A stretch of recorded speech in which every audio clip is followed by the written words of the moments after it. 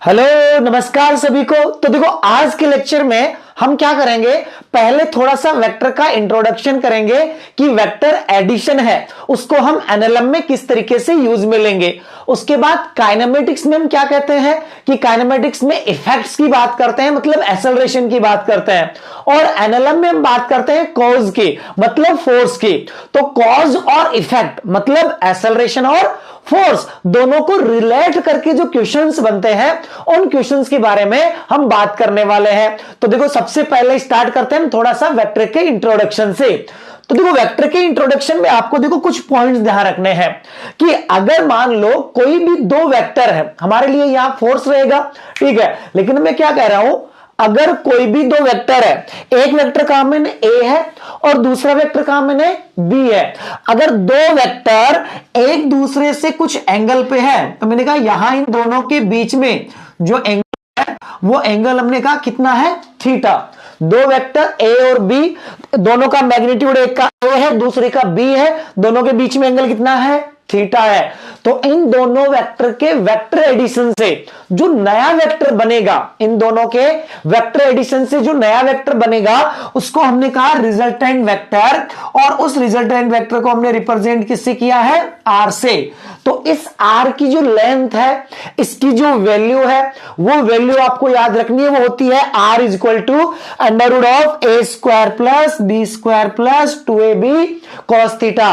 ए और बी इन दोनों वेक्टर्स के मैग्नीट्यूड है और थीटा इन दोनों के वेक्टर के बीच में एंगल है। तो जब भी दो वेक्टर होंगे उन दोनों के बीच का एंगल थीटा होगा। तो आपको बोला जाए कि दोनों को ऐड करने से रिजल्टेंट वेक्टर कितना मिलता है, तो आपको याद होना चाहिए ये रहता है under root of A square plus B square plus 2ab cos theta. अब इससे रिलेटेड कुछ इंपॉर्टेंट पॉइंट की बात करते हैं जो ज्यादातर जो है यूज में आएंगे। अगर दोनों वेक्टर सेम डायरेक्शन में, अगर दोनों वेक्टर क्या है, सेम डायरेक्शन में है, तो उनके बीच में जो एंगल होगा थीटा वो कितना हो जाएगा, जीरो हो जाएगा। और थीटा जीरो हो जाएगा तो यहां से ये सोल्व होने के बाद बन जाएगा A square plus B square plus 2ab cos 01 बन जाएगा। तो उसको लिख सकते हो आप क्या, ए प्लस बी का होल स्क्वायर का रूट, तो बन जाता है ए प्लस बी। तो हम सीधे यहां रखते हैं, जब भी दो वेक्टर सेम डायरेक्शन में होंगे, जब भी दो वेक्टर सेम डायरेक्शन में होंगे तो उनका रिजल्टेंट कैलकुलेट करने के लिए आप उन दोनों को डायरेक्ट क्या कर सकते हो, ऐड कर सकते हो। इसी तरीके से अगर दो वेक्टर एक दूसरे के अपोजिट है, एक वेक्टर ए है और दूसरा वेक्टर बी है, एक ए इधर है और बी इधर है, तो दोनों वेक्टर एक दूसरे के अपोजिट है, तो रिजल्टेंट कैलकुलेट करने के लिए हम बोलेंगे ज्यादा वाले में से कम वाले को क्या कर दो, सब्ट्रैक्ट कर दो। तो ये बन जाएगा आपके पास रिजल्टेंट वेक्टर। तीसरी सिचुएशन जो ज्यादातर काम आती है कि अगर दोनों वेक्टर एक दूसरे के क्या है, परपेंडिकुलर है, मतलब दोनों के बीच में एंगल कितना है, 90। तो जो रिजल्टेंट वेक्टर बनता है तो थीटा 90 रखते हैं यहां पर, ये वाला cos 90 0, तो ये बन जाता है अंडर रूट ए स्क्वायर प्लस बी स्क्वायर। तो यहां से आपके पास रिजल्टेंट आर बन जाता है अंडर रूट ए स्क्वायर प्लस बी स्क्वायर। यानी कि दो वेक्टर 90 डिग्री पे होंगे तो रिजल्टेंट वेक्टर कैलकुलेट करने के लिए आपको कुछ नहीं करना, सिंपल सा under root of A square plus B square use में लेना है। क्या करना है, under root of A square plus B square आपको यूज में लेना है। तो सेम डायरेक्शन के लिए डायरेक्ट ऐड कर दोगे, अपोजिट डायरेक्शन के लिए एक में से दूसरे को ऐड कर दोगे, 90 के लिए अंडर रूट ए स्क्वायर प्लस बी स्क्वायर बन जाता है। और कोई जनरल सिचुएशन बनती है तो आपका बेसिक फॉर्मूला तो ये है ही, इससे तो हम हमेशा ही सॉल्व कर सकते हैं। इसके बाद कुछ जगह पर अपने पास क्या होता है कि दोनों वेक्टर, जैसे कि दोनों फोर्स का मैग्नीट्यूड सेम होता है, दोनों वेक्टर का मैग्नीट्यूड सेम होता है। तो जब दोनों वेक्टर्स का मैग्नीट्यूड सेम रहे, जब दोनों वेक्टर्स का मैग्नीट्यूड सेम रहे, तो उस सिचुएशन के अंदर हम देखो कैसे रिलेट करेंगे। हम कहेंगे कि मान लो दोनों वेक्टर है ए और बी, दोनों वेक्टर ए और बी है, if both vector A and B have same magnitude, दोनों का वेक्टर का मैग्नीट्यूड क्या है, सेम है। यानी तो जो फॉर्मूला था ना ये वाला, यही फॉर्मूला, इसको सोल्व करने के बाद ये कन्वर्ट हो जाता है R is equal to 2a cos theta by 2। यानी दो वेक्टर का मैग्नीट्यूड सेम हो तो उनका वेक्टर एडिशन में जो फॉर्मेट बन जाता है वो बन जाता है 2a cos थीटा बाई 2 बन जाता है। अब यहां से स्पेशल कंडीशन जो ज्यादातर यूज में आती है वो क्या है, पहली ये है दो वेक्टर दोनों का मैग्नीट्यूड सेम है, बीच में एंगल कितना है 60 डिग्री, तो 60 डिग्री इसके अंदर पुट करते ही वैल्यू बन जाती है √3 टाइम्स, यानी कि इंडिविजुअल वेक्टर का मैग्नीट्यूड ए और ए है दोनों का, तो रिजल्टेंट जो वेक्टर आएगा, रिजल्टेंट वेक्टर आएगा उसका मैग्नीट्यूड जो बनेगा वो बनेगा इंडिविजुअल का √3 टाइम्स, यानी √3a हो जाएगा, और ये एग्जैक्ट बाइसेक्टर पे आएगा। कहां आएगा? एग्जैक्ट बाइसेक्टर पे आएगा, एग्जैक्ट बीच में आएगा। इसी तरीके से अगर दोनों के बीच में एंगल 90 है और दोनों का मैग्नीट्यूड बराबर है, दोनों के बीच में एंगल कितना है 90 और दोनों का मैग्नीट्यूड बराबर है, तो जो रिजल्टेंट बनता है वो बनता R = √2a। कितना बनता है? R = √2a बनता है, यानी √2 टाइम्स हो जाता है। और फिर तीसरी सिचुएशन वो क्या रहती है? अगर दोनों का मैग्नीट्यूड सेम है और उनके बीच में एंगल कितना है 120 डिग्री, कितना एंगल है 120 डिग्री है, तो इनका रिजल्टेंट किसी एक के इक्वल ही आ जाता है, इनका रिजल्टेंट किसी एक के इक्वल ही आ जाता है। तो यह वेक्टर के तरीके जो आपको क्या करना थोड़ा सा याद रखना है। और जब मल्टीपल वेक्टर्स बन जाए, जब आपके पास क्या बन जाए मल्टीपल वेक्टर्स बन जाए और उनका रिजल्टेंट कैलकुलेट करना हो, तो सीधा सा कुछ नहीं करना आपको, फिर आपको क्या करना है, जैसे मान लो मैंने कहा एक वेक्टर ये है F1, दूसरा वेक्टर ये है F2, तीसरा वेक्टर ये है F3,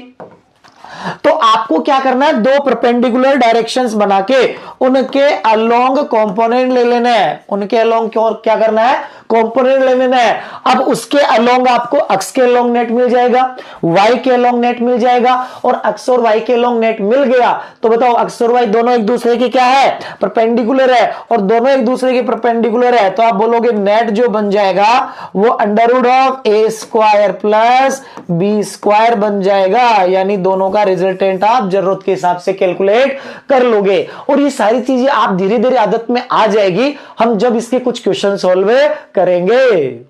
इसके बाद देखो वापस हम एनएलएम में लौटते हैं। तो देखो अब हम बहुत ही इंपॉर्टेंट पॉइंट की बात कर रहे हैं। मैंने कहा कि अगर एक पार्टिकल है, क्या है एक पार्टिकल, हमने देखो लास्ट लेक्चर में बात की थी कि इस पूरे के पूरे चैप्टर में हम ये मान के चलेंगे कि जो ऑब्जेक्ट्स है वो बेसिकली अपने लिए क्या है पार्टिकल, क्योंकि F = जो एम लगा रहे हैं तो वहां से एक्सेलरेशन जो आ रहा है वो पार्टिकल का एक्सेलरेशन आ रहा है और उस पॉइंट का एक्सेलरेशन आ रहा है। तो देखो मैंने कहा एक पार्टिकल है उसका मास m है, एक पार्टिकल है उसका मास m है। अब दो सिचुएशन हो सकती है, या तो सिचुएशन आपके पास होगी केवल एक ही फोर्स लगे, क्या सिचुएशन होगी आपके पास केवल एक ही फोर्स लगे, तो मैंने कहा कॉज और इफेक्ट, कॉज और इफेक्ट को रिलेट करने वाला अपना फॉर्मूला क्या है F = ma है। तो मैंने कहा यहां से पहली सिचुएशन अपने पास ये है कि मैंने कहा ये पार्टिकल जिसका मास m है और इस पे फोर्स लगा F, कितना फोर्स लगा F। आप देखो अगर फोर्स लगेगा तो हमने कहा फोर्स लगने से इफेक्ट आएगा, एक्सेलरेशन आएगा, तो फोर्स लगा तो इसके पास क्या आया एक्सेलरेशन आया। तो एक्सेलरेशन कैसे कैलकुलेट करेंगे, तो सिंपल सा तरीका है, हमने कहा न्यूटन्स ने क्या कहा था F = ma, जो इक्वेशन है जो रिलेशन प्रोवाइड करेगी, तो A = बन जाएगा आपका F/m, क्या बन जाएगा A = F/m, यानी कि एक फोर्स लग रहा है तो पार्टिकल का एक्सेलरेशन F/m लिख दो, या मैग्नीट्यूड वाइज लिखना है इसको तो सीधा सा आप F का मैग्नीट्यूड ले लो, m तो क्या है आपका मास है, तो यहां से एक्सेलरेशन का मैग्नीट्यूड आ जाएगा। फिर यहां से क्या दिखाई दे रहा है, इसकी डायरेक्शन वही है जो किसकी डायरेक्शन है फोर्स की, तो direction of acceleration, direction of acceleration is along the force. अगर एक फोर्स लग रहा है तो क्या बोल दोगे एक्सेलरेशन की जो डायरेक्शन है वो अलोंग द फोर्स है, कैसे अलोंग द फोर्स है। फिर देखो सिचुएशन ये रहती है कि जरूरी तो नहीं कि फोर्स एक ही लगे हमेशा, ऐसा कोई जरूरी नहीं है कि फोर्स एक लगे। फोर्स तो जैसे देखो मैं ये है इसको इधर भी खींच सकता हूं, इसको इधर भी खींच सकता हूं, इसमें कोई इधर भी फोर्स लग रहा होगा, इधर भी फोर्स लग रहा होगा। तो पार्टिकल पे ये भी सिचुएशन बनती है कि मल्टीपल फोर्सेस काम कर रहे हो, क्या सिचुएशन बनती है कि मल्टीपल फोर्सेस काम कर रहे हो। तो मैंने कहा यहां से ये अपना पार्टिकल है, ये अपना पार्टिकल है और इस पार्टिकल का मास कितना है m, और इस पे बहुत सारे फोर्सेज लग रहे हैं, क्या लग रहे हैं बहुत सारे फोर्सेज, और बहुत सारे फोर्सेज लग रहे हैं। तो बताओ ये जो पार्टिकल है अगर ये रेस्ट में होता तो चलता तो एक ही डायरेक्शन में ही ना, कैसे तो जरूरी नहीं इधर भी चले इधर भी चले इधर भी चले, चलता तो किसी एक डायरेक्शन में। जैसे एग्जांपल सोचो, मेरे हाथों को एक को इधर पकड़ के खींच रहा हूं, कोई एक इधर खींच रहा है, तो मैं ऐसे तो नहीं कि मैं दोनों साइड चल रहा हूंगा, या तो मैं इधर चल रहा हूंगा या इधर चल रहा हूंगा, जो ज्यादा जोर से खींचेगा उसी साइड चला जाऊंगा। तो इसका मतलब यह है कि जब हमें इस पे इफेक्ट का देखना है कि इन सारे फोर्सेज का इफेक्ट क्या आएगा, मतलब एक्सेलरेशन क्या आएगा, तो एक्सेलरेशन रिलेट होगा इंडिविजुअल फोर्स की बजाय इन सबके नेट इफेक्ट से। किससे रिलेट होगा? इनके नेट इफेक्ट से रिलेट होगा। तो हम कहेंगे फिर यहां से कि acceleration is effect of A net force on the particle, यानी जो एक्सेलरेशन है वो इसके नेट फोर्स से रिलेटेड होगा। और एक्सेलरेशन को डिफाइन करोगे A is equal to F net upon m. कैसे डिफाइन करेंगे एक्सेलरेशन को? कि पार्टिकल पे लगने वाले जितने फोर्सेज है आप उन सबका रिजल्टेंट फोर्स कैलकुलेट करो और उसमें मास का डिवाइड कर दोगे तो बन जाएगा A is equal to F net upon m. और पूरे एनएलएम में अगर मैं कहूं तो सिर्फ ये एक ही इक्वेशन है, एक ही इक्वेशन है, पूरा का पूरा एनएलएम इसी पे ही बेस्ड है कि पार्टिकल पे फोर्सेज लग रहे हैं, पार्टिकल पे फोर्सेज लग रहे हैं, तो उसका जो एक्सेलरेशन आएगा वो डिफाइंड होगा acceleration A is equal to F net by m से, या equation F net equal to M a. दूसरा इसी को कह सकता हूं F net equal to M A. और हम बोल देंगे यहां से कि क्या, कि जो एक्सेलरेशन है, acceleration is along the net force. जब बहुत सारे फोर्सेज होंगे तो एक्सेलरेशन की जो डायरेक्शन होगी वो उस पार्टिकल पे लगने वाले नेट फोर्स के अलोंग होगी। अब इसके बाद देखो कुछ एग्जांपल्स लेते हैं और इस फॉर्मूले का एप्लीकेशन सीखते हैं। तो देखो स्टार्ट करते हैं। सबसे पहला एग्जांपल मैंने कहा कि ऐसे समझो, हमने कहा फर्स्ट एग्जांपल नंबर फर्स्ट, ये देखो एक पार्टिकल है, ये क्या एक पार्टिकल है। मैंने कहा ये पार्टिकल शुरुआत में है आपका रेस्ट में, कैसे है शुरुआत में? रेस्ट में है, और इसका मास जो है वो मान लो तुम्हें दे रखा है कितना है 2 kg, और इस पे हमने इस डायरेक्शन में एक फोर्स लगाया, वो फोर्स लगाया मान लेते हैं कितना है 10 न्यूटन। ठीक है, तो देखो सबसे पहली चीज तो हमने फोर्स लगाया, देखो बाकी सारा कुछ सब कुछ है वो आपको नेगलेक्ट करना है, सिर्फ आपको ये ध्यान रखना जो मैं फोर्स दिखा रहा हूं वही आपको इंक्लूड करना है। मैंने कहा इस पार्टिकल पे कितने फोर्स लग रहे हैं? एक फोर्स लगा है। तो सबसे पहली बात आती है कि इस पार्टिकल का एक्सेलरेशन क्या होगा, तो मैं कहूंगा इस पार्टिकल का जो एक्सेलरेशन है वो एक्सेलरेशन बनेगा मेरा A is equal to F upon m. Force कितना लगा है 10 न्यूटन, मास कितना है 2 kg, तो मैंने कहा यहां से एक्सेलरेशन आ गया 5 मीटर पर सेकेंड स्क्वायर। ये पार्टिकल का एक्सेलरेशन आ गया। अब एक्सेलरेशन किस तरफ आया है? जिस साइड फोर्स लगा है, जिस साइड क्या लगा है? फोर्स लगा है, उसी साइड इसके पास क्या आया है? एक्सेलरेशन आया है। अब अगर कोई ये कहे कि अगर एक्सेलरेशन आया है, इनिशियल में रेस्ट में है, तो जिस डायरेक्शन में एक्सेलरेशन आया उसी डायरेक्शन में चलेगा।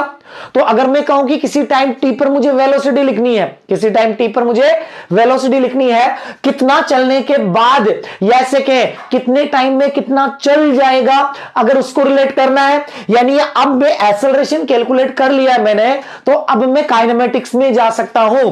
तो मैंने कहा अगर मेरा एक्सेलरेशन यहां पर क्या है? कांस्टेंट है, तो मुझे ये देखना अगर 10 सेकंड में इसकी स्पीड कितना हो गई है, तो मैंने कहा एक्सेलरेशन कांस्टेंट है, इसलिए मैं क्या लगा सकता हूं? इक्वेशंस ऑफ मोशंस लगा सकता हूं। तो मैं कह सकता हूं v इज इक्वल टू, अगर मुझे वेलोसिटी चाहिए तो मैं लगा दूंगा v is equal to u plus 80। तो ये आपके पास आ जाएगा, मान लो इनिशियल वेलोसिटी हमने कहा रेस्ट में है तो 0, एक्सेलरेशन हमने कहा राइट साइड पॉजिटिव मान लेते हैं तो एक्सेलरेशन 5। अगर 10 सेकंड के बाद मुझे क्या करना है? अगर 10 सेकंड के बाद मुझे स्पीड बतानी है तो मैं कहूंगा v इज इक्वल टू हो जाएगा आपका 50 मीटर पर सेकेंड। v कितना हो गया आपका यहां से 50 मीटर पर सेकेंड हो गया आपका, यानी ये मेरे पास वेलोसिटी आ गई। कोई कहे यहां से कि 10 सेकंड के बाद ये कितना चल गया होगा, इसका डिस्प्लेसमेंट कितना आएगा, तो मैं कहूंगा 10 सेकंड के बाद अगर मुझे डिस्प्लेसमेंट चाहिए तो मैं यहां से क्या अप्लाई कर सकता हूं? इक्वेशंस ऑफ मोशन से अप्लाई कर सकता हूं, और क्या लिख सकता हूं? s is equal to ut plus half a into t का स्क्वायर, और s कितना आ जाएगा यहां से, u कितना है 0, तो 1/2 a कितना है अपने पास 5 इंटू टी कितना है 10 का स्क्वायर, तो 10 का स्क्वायर 100 में देखो 2 का डिवाइड करोगे तो 50 हो जाएगा, 50 को 5 से मल्टीप्लाई करोगे तो ये आपके पास 250 मीटर बन जाएगा। तो इस तरीके से मैं क्या करूंगा कि फोर्स लग रहा है, तो फोर्स से जब मैं एक्सेलरेशन में चला गया तो एक्सेलरेशन में जाने के बाद मैं देख सकता हूं एक्सेलरेशन अगर मेरा कांस्टेंट है तो इक्वेशन ऑफ मोशन के जरिए जो पूछा जाए उसको रिलेट कर सकता हूं, ठीक है। और अगर एक्सेलरेशन वेरिएबल है तो मैं क्या कर सकता हूं, फिर डिफरेंशिएशन वाले तरीके से मैं अप्रोच रख सकता हूं। ये तो मैंने कहा पहली सिचुएशन बनी। नेक्स्ट सिचुएशन की देखो बात करते हैं। अब देखो नेक्स्ट सिचुएशन में मैंने देखो सिचुएशन ये बनाई कि ये जो पार्टिकल है इस पार्टिकल के पास पहले से वेलोसिटी है इस साइड और ये इनिशियल वेलोसिटी है इसके पास, मान लो ये वेलोसिटी है 10 मीटर पर सेकेंड, ठीक है। और इस पे जो फोर्स लगाया है मान लो ये फोर्स इस तरफ लगाया है, ये फोर्स लगाया है F = 10 न्यूटन, ये फोर्स इधर लगाया है और ये फोर्स इस तरफ कितने एंगल पे लगाया है, मान लेते हैं ये है 37 एंगल पे, 37 डिग्री पे, ठीक है। और सेम मास वही है, मास इसका कितना है वो 2 kg। अब तुम्हें इसको रिलेट करना है सिचुएशन को तो देखो जब पहले से वेलोसिटी है फोर्स लग रहा है तो मैं कहूंगा इस पार्टिकल के पास एक्सेलरेशन तो किधर आएगा, तो मैं कहूंगा एक्सेलरेशन जो आएगा वो तो एक्सेलरेशन आएगा इस तरफ, किस तरफ आएगा इस तरफ। तो इसको मैं दो तरीके से रिलेट कर सकता हूं, या तो एक्सेलरेशन कैलकुलेट करके इसके कंपोनेंट कर दूं, वो मेरा काइनेमेटिक्स की अप्रोच है। या मैं क्या करूंगा कि जब आपका पार्टिकल चल रहा हो उस पर फोर्स लग रहा हो तो आप फोर्स को 2 परपेंडिकुलर पार्ट में ब्रेक कर दो। क्या कर दो, फोर्स को 2 परपेंडिकुलर पार्ट में ब्रेक कर दो। पहला पार्ट वेलोसिटी के अलोंग और दूसरा पार्ट वेलोसिटी के परपेंडिकुलर। पहला पार्ट कैसे करोगे, वेलोसिटी के अलोंग और दूसरा पार्ट वेलोसिटी के परपेंडिकुलर। तो देखो एक कंपोनेंट ये बन जाएगा और एक कंपोनेंट ये बन जाएगा। तो देखो 10 का इधर वाला कंपोनेंट बना आपका 10 sin 37 और sin 37 तो बच्चों आपको याद है कितना होता है 3/5। तो मैंने कहा 10 × 3/5 करूंगा तो ये बन जाएगा आपका 6 न्यूटन, यानी इस डायरेक्शन में 6 न्यूटन है। इस डायरेक्शन में सोल्व करूंगा तो ये बनेगा आपका 10 cos 37 और cos 37 होता है 4/5। तो इसको सोल्व करने पर आपके पास क्या बन गया, 8 न्यूटन बन गया। अब आपके पास सिचुएशन देखो क्या बनी है, अब आपके पास सिचुएशन ये बनी है कि ये जो पार्टिकल आपका इस पर इस डायरेक्शन में फोर्स का कितना कंपोनेंट हो गया 8 न्यूटन, इस डायरेक्शन में कितना फोर्स लग रहा है 6 न्यूटन, और इसकी जो इनिशियल वेलोसिटी है वो इस साइड है कितना 10 मीटर पर सेकेंड। अब अगर कोई ये बोले केवल ये पूछता मुझे कि बताओ इसका एक्सेलरेशन कितना है, तब तो मैं सीधा ही बता देता कि इसका एक ही फोर्स लग रहा है तो एक्सेलरेशन ए बन गया F/m यानी 5 मीटर पर सेकेंड स्क्वायर। किस तरफ आएगा, जिस तरफ फोर्स लग रहा है। लेकिन मुझे इसको रिलेट करना है, अगर वेलोसिटी और वेलोसिटी के परपेंडिकुलर के हिसाब से मोशन को रिलेट करना है तो मैंने कहा अब इस डायरेक्शन के अंदर फोर्स लगा है 8 न्यूटन, तो बताओ इस डायरेक्शन के अंदर एक्सेलरेशन कितना आया, तो मैं कहूंगा इस डायरेक्शन के अंदर इसको एक्सेलरेशन 1 लिख दूं। तो A = देखो F कितना आपका 8, M कितना 2, तो मैंने कहा ये आ गया 4 मीटर पर सेकेंड स्क्वायर। इस डायरेक्शन में रिलेट करूंगा, मान लो इसको डायरेक्शन 2 बोल देता हूं तो मैं बोलूंगा A2 या AY लिखूं या A2 लिख दूं। तो A = F कितना है 6, मास कितना है 2, तो ये आ जाएगा 3 मीटर पर सेकेंड स्क्वायर। अब मुझे कोई कहे कि बताओ आपको क्या करना है कि स्पीड बतानी है 10 सेकंड पे, तो मैं क्या कहूंगा 10 सेकंड में अक्ष डायरेक्शन की स्पीड कैलकुलेट करूंगा। तो मैंने कहा एक्सेलरेशन कांस्टेंट है तो मैं अक्ष डायरेक्शन में लगा दूंगा equation of motion. Y direction की स्पीड कैलकुलेट कर दूंगा, वाई डायरेक्शन में लगा दूंगा इक्वेशन ऑफ मोशन। तो मेरे पास ये कंपोनेंट आ गया, ये कंपोनेंट हो गया, दोनों का मैं रिजल्टेंट कैलकुलेट कर लूंगा। तो T = 10 पे मेरे पास स्पीड आ जाएगी। डिस्प्लेसमेंट चाहिए तो दोनों डायरेक्शन में डिस्प्लेसमेंट की इक्वेशन लगा दूंगा और उसको क्या कर सकता हो, सॉल्व कर सकता हो। तो इस तरीके से मेरे पास एक अप्रोच बनी कि अब एनएलएम को काइनेमेटिक्स से रिलेट कैसे करना है। फिर देखो, ये हमने कहा सिंगल फोर्सेज थे, सारे के सारे क्या है, सिंगल फोर्सेज है। अगर मल्टीपल फोर्सेज आ गए तो मैंने कहा नेक्स्ट सिचुएशन देखो, अगर एक पार्टिकल है आपका, इस पर मान लो ये फोर्स लग रहा है 10 न्यूटन, इस तरफ फोर्स लग रहा है मान लो ये कितना लग रहा है 5 न्यूटन, एक मैंने कहा इस तरफ फोर्स लग रहा है, ये फोर्स लग रहा है मेरा, मान लेता हूं ये भी 10 न्यूटन लग रहा है, और ये जो लग रहा है ये एंगल मैंने कह दिया 53, कितने एंगल पे है 53, और सिचुएशन वही है, मास मेरा सेम है, ठीक है, इस पार्टिकल का जो मास है वो मास मेरा कितना है 2 kg।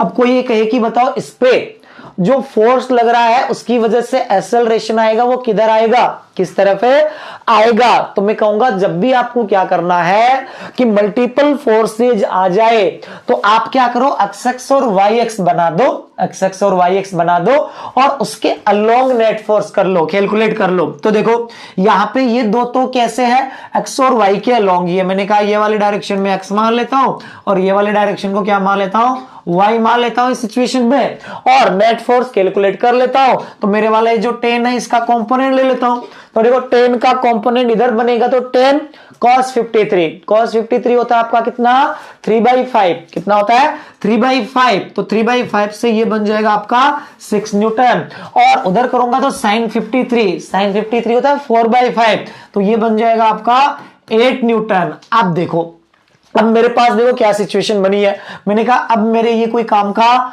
नहीं है, तो मेरे पास बना है एक्स कंपोनेंट बना है इस डायरेक्शन में, देखो 10 में से 8 गया, कितना बचा 2 न्यूटन, कितना बचा 2 न्यूटन, ऊपर कितना है 5, नीचे कितना है 6, तो देखो नीचे ओवरऑल बना कितना 1 न्यूटन। अब बताओ देखें नेट फोर्स इनके बीच में कहीं यहां आएगा, तो कोई एंगल पूछे तो मैं एंगल बता दूंगा, रिजल्टेंट पूछे रिजल्टेंट बता दूंगा, डायरेक्शन पूछे डायरेक्शन बता देंगे। तो हमने कहा एफ नेट दो फोर्सेज, दो वेक्टर एक दूसरे के परपेंडिकुलर हो तो हम रिजल्टेंट कैलकुलेट करते हैं √a² प्लस b², तो ये बना 2 का स्क्वायर प्लस 1 का स्क्वायर, तो एफ नेट आपके पास यहां से कितना आ गया 4 + 1 5, तो ये आपके पास हो गया √5 न्यूटन, ये नेट फोर्स बन गया। अगर एक्सेलरेशन की बात करें तो हमने कहा A = होता है F नेट अपॉन m, तो ये एक्सेलरेशन आ जाएगा F नेट कितना √5, मास कितना है 2 kg, तो ये मेरे पास क्या आ गया, इसका एक्सेलरेशन आ गया। मुझे डायरेक्शन पूछता फोर्स से एक्सेलरेशन की, तो मैं यहां से tan थीटा को ऐसे लिख सकता, परपेंडिकुलर देखो ये 1 है तो ये भी कितना हो जाता 1, तो परपेंडिकुलर 1/बेस, बेस मेरा कितना बन जाता 2, तो tan थीटा मेरा कितना बन जाता 1/2, या थीटा = tan इनवर्स 1/2 बन जाता। तो इस तरीके से मैं क्या कर सकता हूं कि फोर्स अगर मेरे पार्टिकल पे लग रहा है तो सिचुएशन के अकॉर्डिंग उसको मैं अपने मोशन में रिलेट करके उसको काइनेमेटिक्स में ले जा सकता हूं। अब इसके बाद देखो हम क्वेश्चंस की प्रैक्टिस करते हैं, जो कुछ नीट में आए हैं, कुछ जेईई मेंस में आए हैं, कुछ इंपॉर्टेंट क्वेश्चंस है जो जनरल नॉर्मल क्वेश्चंस रहते हैं उनके बारे में बात करते हैं। तो देखो सबसे पहला क्वेश्चन, ये अपने नीट में ही पूछा हुआ है, एक बार जेईई मेन में पूछा हुआ है और उसी के बाद अपने नीट में भी पूछा हुआ क्वेश्चन है। देखो यहां पे इस क्वेश्चन में अगर आप पढ़ोगे तो हमें क्या दे रखा है, देखो इन्होंने बोला है 3 फोर्सेज स्टार्ट एक्टिंग साइमल्टेनियसली, यानी कि 3 फोर्सेज है, तीनों एक साथ लगते हैं ऑन ए पार्टिकल, एक पार्टिकल पर, मूविंग विथ वेलोसिटी v, जो किस वेलोसिटी से मूव कर रहा है v वेलोसिटी से मूव कर रहा है। यानी हमने कहा ये एक पार्टिकल है, इस पार्टिकल की वेलोसिटी दे रखी है कितना है v है, और इस पे 3 फोर्सेज लगे। फिर उन्होंने कहा 3 forces are represented in magnitude and direction by 3 sides of triangle ABC. The particle will now move with velocity. Particle v speed से चल रहा था और इस पार्टिकल पर 3 फोर्स F1, F2, F3 एक साथ लगे हैं। ठीक है, इन तीनों को इन्होंने क्या किया कि एक डायग्राम में अरेंज कर दिया। जब इन्होंने डायग्राम में अरेंज किया तो इन्होंने बोला ये फोर्सेज इस तरीके से है, ये फोर्स एक आपका F1 है, दूसरा फोर्स आपका ये F2 है और तीसरा फोर्स आपका ये F3 है। ये 3 फोर्सेज है। अब मुझे ये बताओ कि थोड़ा बहुत हमें वेक्टर का आइडिया है, यहां पर ये वेक्टर है, इस वेक्टर को अरेंज करने पर तीनों ट्रायंगल की कंटिन्यूअस साइड बन रहे हैं। तीनों ट्रायंगल की क्या बन रहे हैं? कंटिन्यूअस साइड बन रहे हैं। और जब 3 वेक्टर ट्रायंगल की कंटिन्यूअस साइड के अलोंग होते हैं तो हम क्या कहते हैं? उन तीनों वेक्टर का रिजल्टेंट वेक्टर कितना बनता है? 0। अगर 3 वेक्टर ट्रायंगल की कंटिन्यूअस साइड के अलोंग है तो इन तीनों का रिजल्टेंट कितना बनता है? 0। तो हमने तो ये कहा कि अगर मुझे एक्सेलरेशन देखना है कि इसकी स्पीड बढ़ेगी या घटेगी तो पहले मुझे नेट फोर्स कैलकुलेट करना पड़ेगा, और नेट फोर्स कैलकुलेट करना पड़ेगा तो यहां से एफ नेट अगर मैं वेक्टर फॉर्म में लिखता हूं तो मेरा एफ नेट तो यही तो बनेगा, F1 vector plus F2 vector plus F3 vector, और इन तीनों का नेट तो कितना बन रहा है? 0। और अब बताओ अगर F नेट 0 है तो इसका मतलब acceleration A is equal to F net upon m से हम कह देंगे एक्सेलरेशन कितना होगा? 0। और अगर किसी पार्टिकल का एक्सेलरेशन 0 है तो उसकी वेलोसिटी में कोई चेंज नहीं आता, या पार्टिकल पे नेट फोर्स 0 है तो वो अगर रेस्ट में है तो रेस्ट में रहता है और जिस वेलोसिटी से चल रहा है उसी वेलोसिटी से, कांस्टेंट वेलोसिटी से चलता जाता है। तो मैं कहूंगा यहां तो इसकी जो वेलोसिटी होगी वो क्या होगी? कांस्टेंट होगी। इसमें फोर्स लगने के बाद भी कोई चेंज नहीं आएगा क्योंकि नेट उन सबका क्या बन गया है? 0। तो देखो यहां पर पहला ऑप्शन गलत हो गया, दूसरा भी गलत, तीसरा भी गलत, चौथा हो जाएगा वेलोसिटी रिमेन्स अनचेंज। तो आप यहां से बोल दोगे कि जो ऑप्शन डी है वो आपका क्या हो जाएगा? करेक्ट हो जाएगा। अब उसके बाद देखो नेक्स्ट क्वेश्चन पे चलते हैं। नेक्स्ट क्वेश्चन पे देखो ये भी आपका मेंस का ही क्वेश्चन है, एक बार मेंस में ही पूछा गया क्वेश्चन है। तो देखो इस क्वेश्चन में क्या बोला गया है? इन्होंने बोला है when force F1, F2, F3 acting on a particle of mass m, यानी कि कितने फोर्स लग रहे हैं? F1, F2, F3 3 फोर्स एक पार्टिकल पे लग रहे हैं, such that F2 and F3 are mutually perpendicular। तो मैंने कहा एक काम करते हैं, साथ साथ डायग्राम बनाते चलते हैं। F2 ये हो गया आपका F2 और ये हो गया आपका F3। F2 और F3 म्यूचुअली परपेंडिकुलर है, मतलब दोनों के बीच में एंगल कितना है? 90 डिग्री है। अब इन्होंने बोला है then the particle remains stationary if force F1। देखो 3 फोर्स है, एक F2, एक F3 और एक तीसरा फोर्स F1 है। ठीक है, इन तीनों की प्रेजेंस में पार्टिकल रेस्ट में है। अब पार्टिकल अगर रेस्ट में है तो मैं कहूंगा नेट फोर्स क्या होना चाहिए? अगर रेस्ट में है तो यानी रेस्ट में ही रहता है तो उसका एक्सेलरेशन 0। और अगर पार्टिकल रेस्ट में, ऐसे समझो देखो रेस्ट में है और रेस्ट में ही रह रहा है, किसी इंस्टेंट पे रेस्ट में है तो हम ये नहीं कह सकते कि उसमें फोर्स लग रहा है नहीं लग रहा, लेकिन पार्टिकल लगातार रेस्ट में ही है, मतलब उसके वेलोसिटी में कोई चेंज नहीं आ रहा, और वेलोसिटी में चेंज नहीं आता तो उसका एक्सेलरेशन 0 होगा। तो पार्टिकल रेस्ट में बोला है, इसका मतलब एक्सेलरेशन 0, और एक्सेलरेशन 0 तो नेट फोर्स 0। इसका मतलब नेट फोर्स 0 है तो तीसरा फोर्स इन दोनों के रिजल्टेंट के अपोजिट लगेगा। देखो क्या कहूंगा मैं यहां से कि अगर नेट फोर्स 0 है तो इन दोनों का जो रिजल्टेंट होगा, मुझे बताओ इनके बीच में कहीं बनेगा? इन दोनों का जो रिजल्टेंट होगा वो इन दोनों के बीच में कहीं बनेगा, और 90 डिग्री पर रिजल्टेंट कितना आता है? F2 स्क्वायर प्लस F3 का स्क्वायर, ये बनेगा। तो तीसरा जो फोर्स है वो इसके जस्ट अपोजिट लगे, इसके जस्ट क्या लगे? अपोजिट लगे, तभी तो ये एक दूसरे को क्या कर पाएंगे? कैंसिल आउट कर पाएंगे और नेट 0 बना पाएंगे।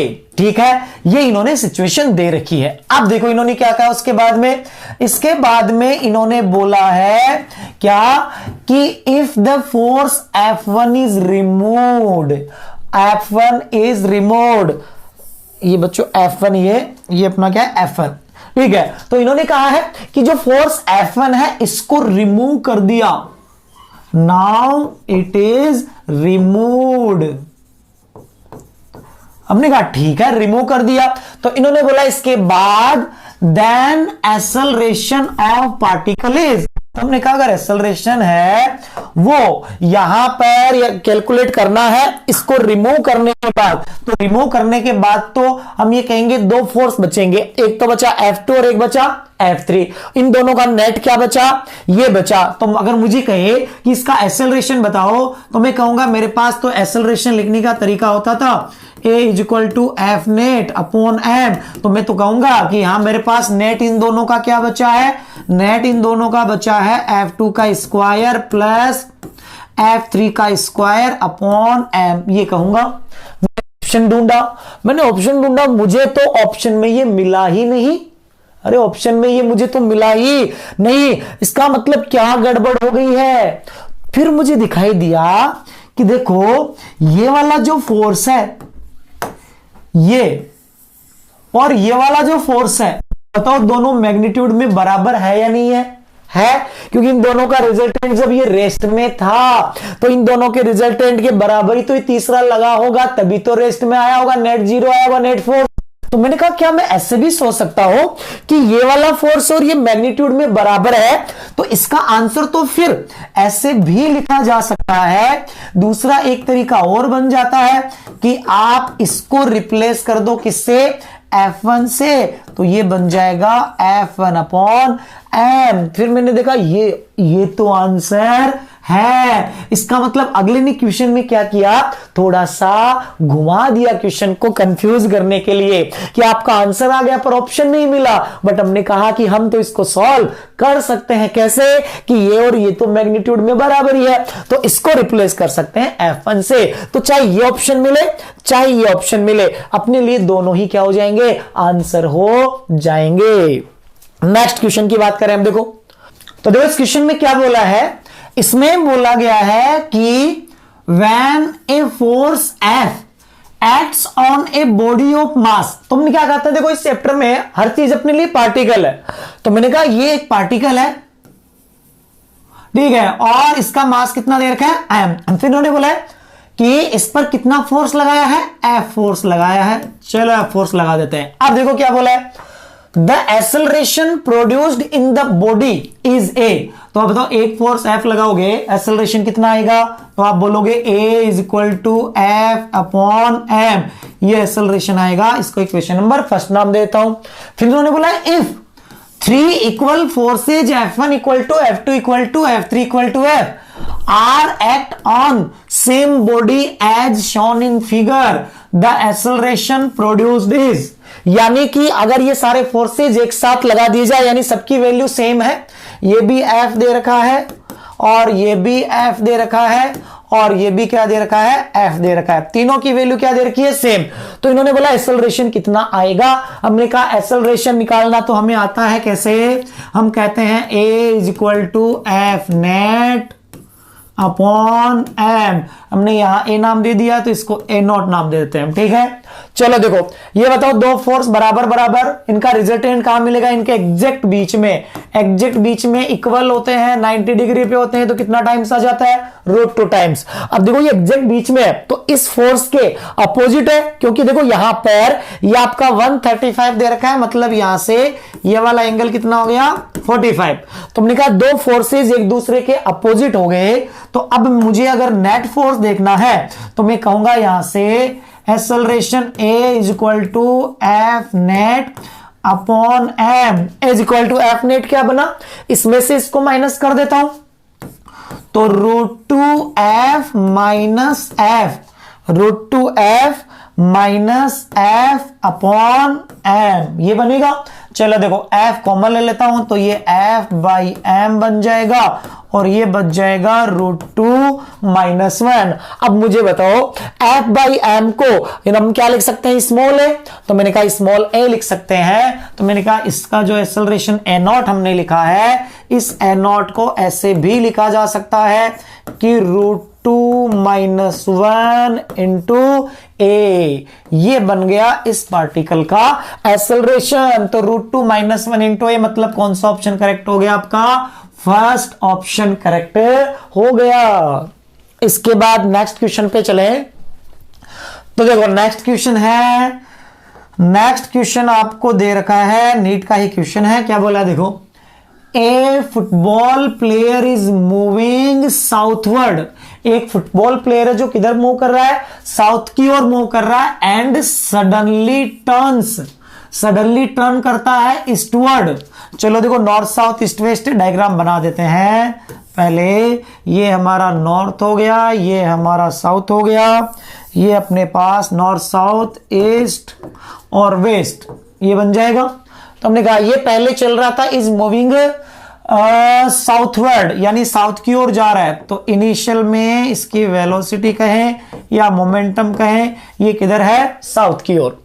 एंड सडनली टर्न्स ईस्टवर्ड, उसके बाद ईस्ट की ओर, यानी फाइनल मोमेंटम या फाइनल वेलोसिटी किधर हो गई? ईस्ट की ओर हो गई। ये फाइनल वेलोसिटी हो गई इसकी। With same speed, speed same है। And to avoid an opponent, the force that act on the player while turning। तो देखो फोर्स की जो डायरेक्शन है, हमने कहा या तो आप बोल सकते हो कि F होता है आपका delta P upon delta T, force की direction rate of change in momentum यानी चेंज इन मोमेंटम के लॉन्ग। या आप ऐसे बोल सकते हो कि F इक्वल टू आपका क्या है? ma, फोर्स की डायरेक्शन किसके लॉन्ग आएगी? एक्सेलरेशन के लॉन्ग। और याद है एक्सेलरेशन की डायरेक्शन जो होती है वो होती है चेंज इन वेलोसिटी के लॉन्ग। और चेंज इन वेलोसिटी की डायरेक्शन हम निकालने के लिए क्या करते थे? याद करो जल्दी से काइनेमेटिक्स में, final minus initial. Final vector को तो ऐसा का ऐसा रख दो, तो v फाइनल तो ऐसा का ऐसा हो जाएगा, v फाइनल तो ऐसा का ऐसा हो जाएगा। ये तो v फाइनल बना। और इनिशियल देखो वैल्यू सेम है, निकाल v मान लेते हैं। इनिशियल वेलोसिटी को अपोजिट कर दो तो नीचे का किधर ले जाओगे? अपवर्ड। तो ये v इनिशियल, ये भी कितना है? v। बताओ बराबर बराबर है तो क्या वैल्यू एग्जैक्ट बीच में आएगी? क्या बराबर बराबर है तो मैं कहूंगा यहां से वैल्यू बनेगी मेरी एग्जैक्ट बीच में। तो क्या ये बनेगा आपके पास चेंज इन वेलोसिटी या एक्सेलरेशन। और ये जो डायरेक्शन है ये बनती है नॉर्थ और ईस्ट के बीच में, मतलब नॉर्थ ईस्ट डायरेक्शन किसकी बन गई है? एक्सेलरेशन की। तो मैं कहूंगा अलोंग नॉर्थ ईस्ट डायरेक्शन, मतलब ऑप्शन थर्ड है, ये मेरा क्या हो जाएगा? करेक्ट बन जाएगा। नेक्स्ट क्वेश्चन पे आता हूं। देखो नेक्स्ट क्वेश्चन पे क्या बोला गया है। नेक्स्ट क्वेश्चन में इन्होंने कहा है कि ए ship of mass 5 into 10⁻7 kg initially at rest. एक शिप है जिसका मास दे रखा है, ठीक है, और ये मास दे रखा है, साथ में इनिशियल में किसमें है? रेस्ट में है। हमने कहा मास m है, इनिशियल वेलोसिटी कितनी है इसकी? 0। फिर बोला है is pulled bye a force of 25 into 10⁴, यानी इस पे एक फोर्स लगाया, इस फोर्स की वैल्यू दे रखी है ये, थ्रू ए डिस्टेंस 100 मीटर। ये फोर्स कितनी डिस्टेंस तक लगा? 100 मीटर तक। ये 100 मीटर डिस्टेंस तक इस पे क्या लगा है? फोर्स लगाया। फिर बोला neglecting friction the speed of the ship at this moment is. इस मोमेंट पे शिप है, इसकी स्पीड कितना होगी? तो ये क्वेश्चन पढ़ के आपके दिमाग में यह आया कि यहां पर वही काइनेमेटिक्स को क्या करना है? रिलेट करना है। तो मैं क्या करूंगा? सबसे पहले एक्सेलरेशन कैलकुलेट कर लूंगा। मैं कहूंगा यहां एक्सेलरेशन है, ये इज इक्वल टू ए की फोर्स लग रहा है तो क्या हो जाएगा? F/m। बताओ फोर्स कितना लगा था यहां पे? 25 इंटू 10⁴। ये फोर्स लगा। मास कितना दे रखा है?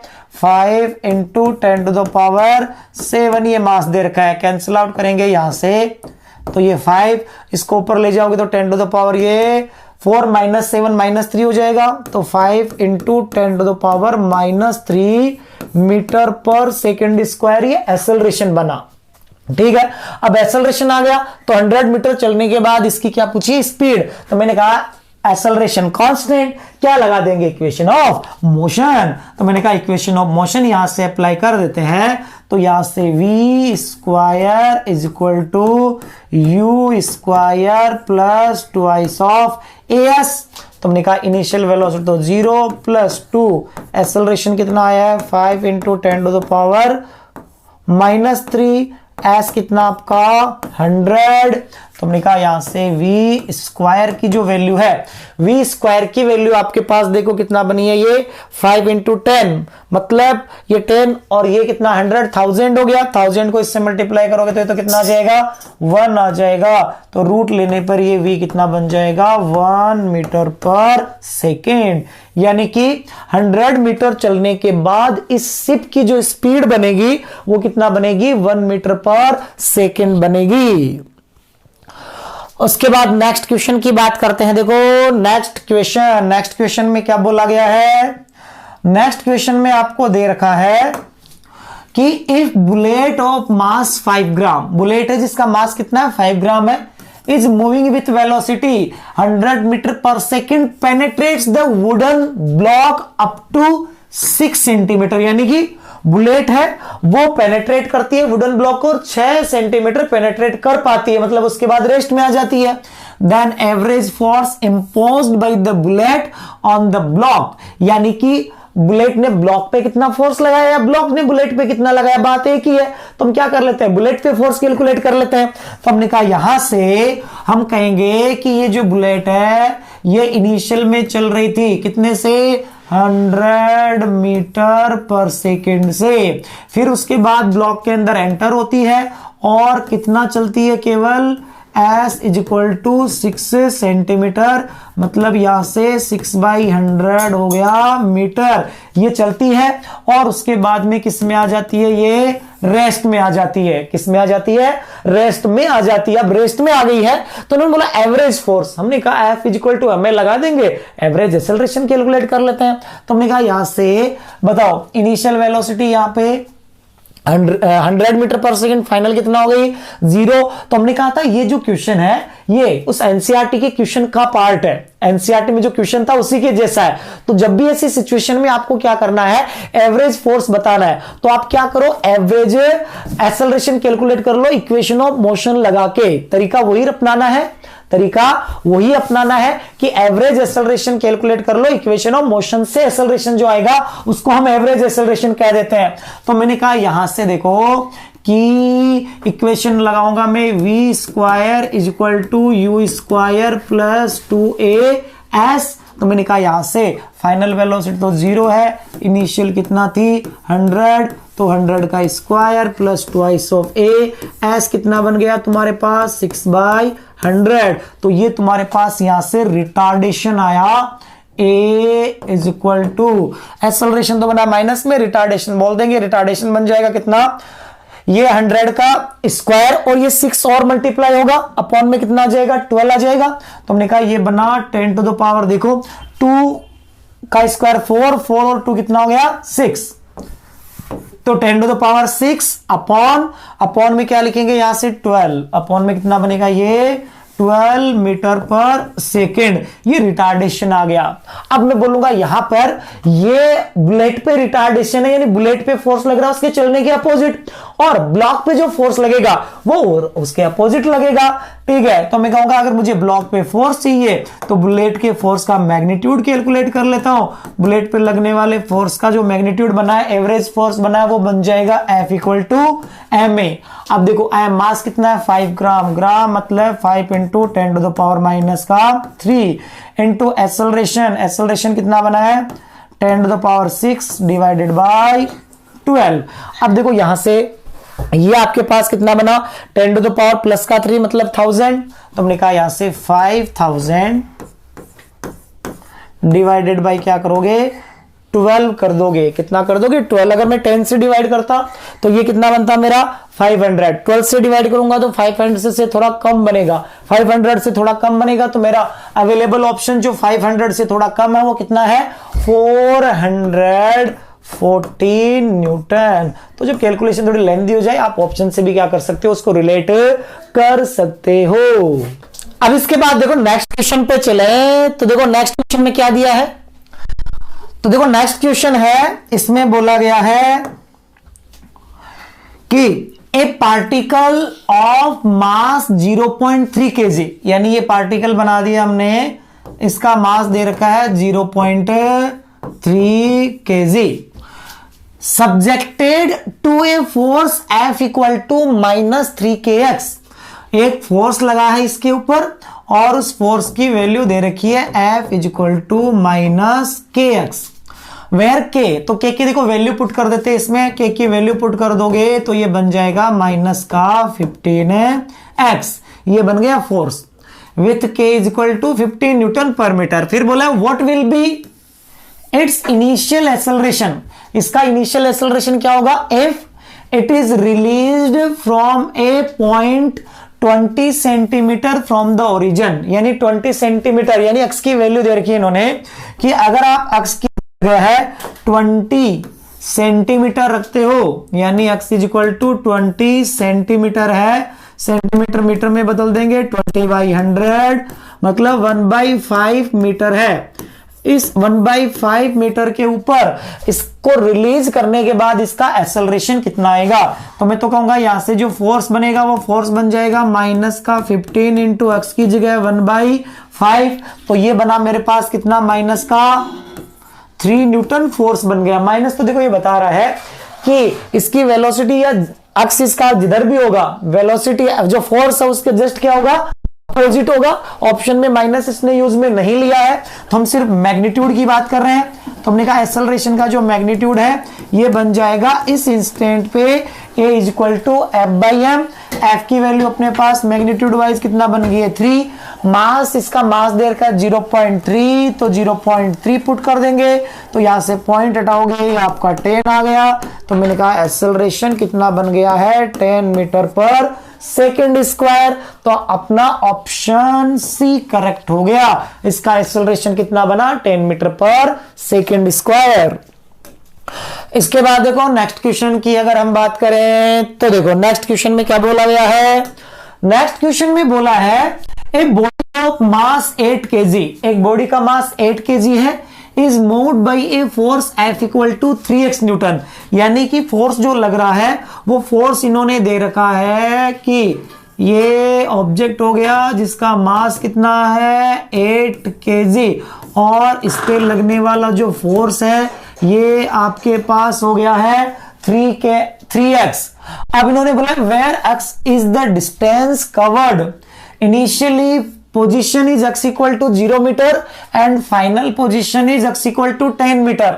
फिर बोला the initial speed is 0 then final speed. अब देखो वही एनएलएम से काइनेमेटिक्स को रिलेट करना है, तो हम क्या कहेंगे पहले एक्सेलरेशन कैलकुलेट कर लेते हैं। तो मैंने कहा acceleration a equal to F/m, तो मैंने कहा यहां से F तो कितना दिया है अगले ने दिया 3x, मास कितना दिया है, मास दिया इन्होंने 8, तो मैंने कहा ये एक्सेलरेशन बन गया। अब देखो x इक्वल टू 2 पर वेलोसिटी 0 है, इनिशियल में कहां पे था x इक्वल टू 2 पे, यहां वेलोसिटी कितना है 0।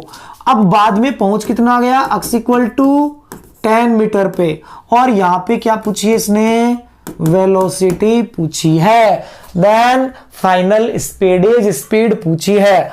अब ये देखो इस एक्सेलरेशन को गौर से देखोगे तो ये एक्सेलरेशन इस बार कांस्टेंट है या वेरिएबल है, वेरिएबल है, और एक्सेलरेशन वेरिएबल है, तो इसका मतलब अब हम equation of motion use directly नहीं ले सकते हैं।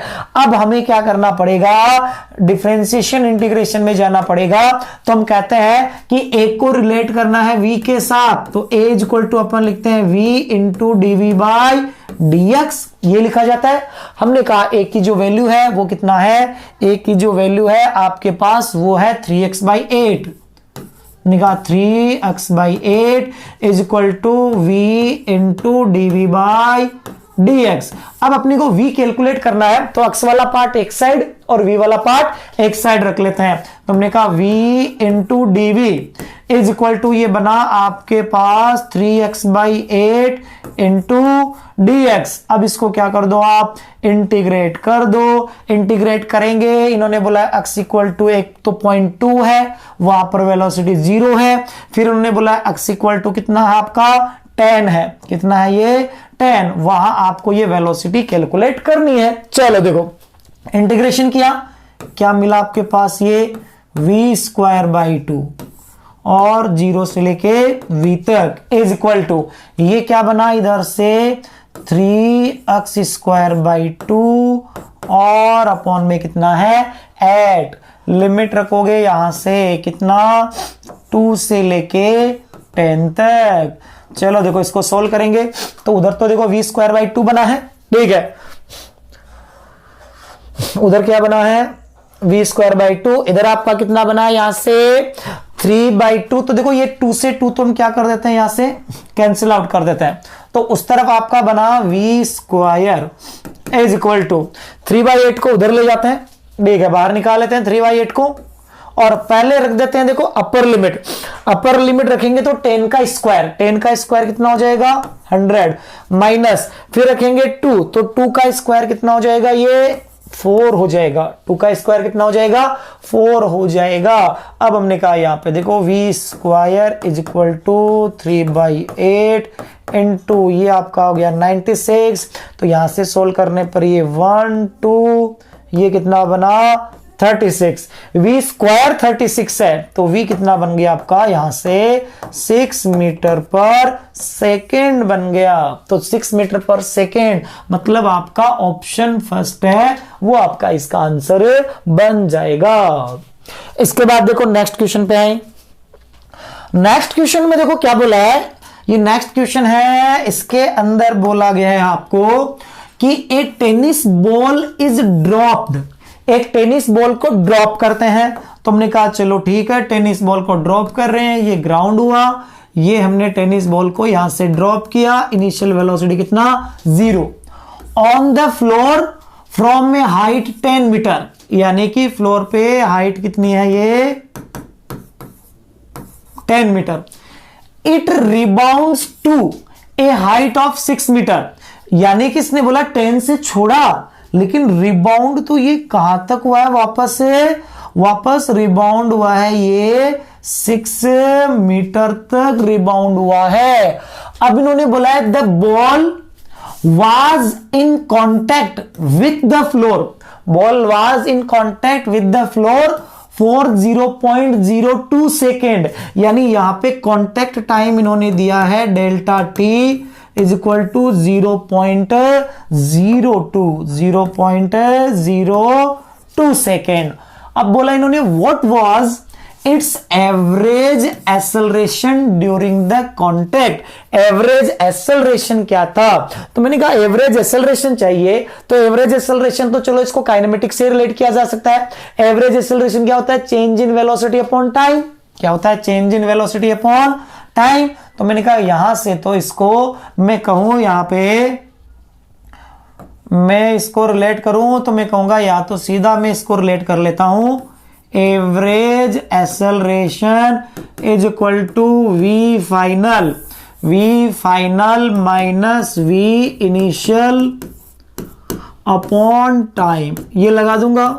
पर वेलोसिटी कहां है अपने पास, देखो नीचे आते time speed v is equal to √2gh लगा दूं मैं, v इज इक्वल टू क्या लगा दूं √2gh लगा देता हो। तो v इज इक्वल टू देखो √2gh लगाऊंगा तो ये बनेगा मेरे पास 2g हो गया 10, h भी कितना है 10।